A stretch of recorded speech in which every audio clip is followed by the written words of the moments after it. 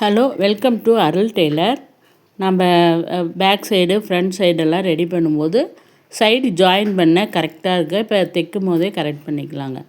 Back side நம்ம மடித்து தைச்சிட்டு ஃப்ரண்ட்டு டாட்லாம் பிடிச்சிட்டு பட்டி வைப்போம் பாருங்கள். அப்போ வந்து பட்டி நம்ம அரேஞ்ச் பண்ணிவிட்டு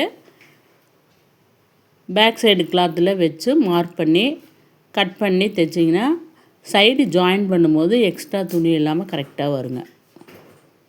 பாருங்கள், இப்போ வந்து நான் மேல் துணி எச்சா இருக்குது, அது கொஞ்சம் மார்க் பண்ணி அந்த அளவு நான் கட் பண்ணிவிட்டு அப்புறம் பட்டிக்கு மார்க் பண்ணிவிட்டேன். இப்போ அதை நான் கட் பண்ணிவிட்டு பட்டி இந்த அளவு மார்க் பண்ணி கட் பண்ணோம்னா தைக்கும் போது அளவு வந்து கரெக்டாக இருக்குங்க.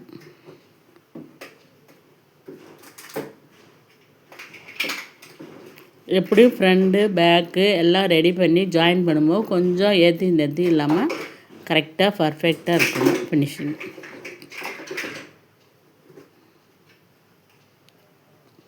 பாருங்கள், முன்பாக துணி கொஞ்சம் அதிகமாக இருக்குது, அதை நான் கட் பண்ணிட்டேன். அப்படி இல்லைன்னா நீங்கள் சைடு வந்து எக்ஸ்ட்ரா ஒரு டாட் பிடிச்சாலும் ஓகேவாக இருக்கும். நான் இப்படி தாங்க ரெடி பண்ணி கொடுப்பேன். சில பேர் 4 டாட் கேட்குறவங்களுக்கு அப்படி நான் சைடு டாட் பண்ணி கொடுத்துருவேன்.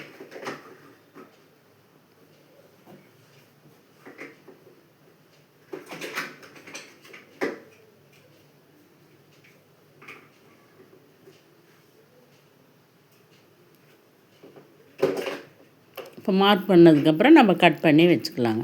சில பேர் பட்டி சின்னதாக கேட்பாங்க, அவங்களுக்கு வந்து மேல் துணி பெருசாக இருந்தாலும் அப்படியே வச்சுட்டு பட்டி சின்னதாக கட் பண்ணிக்கலாம்.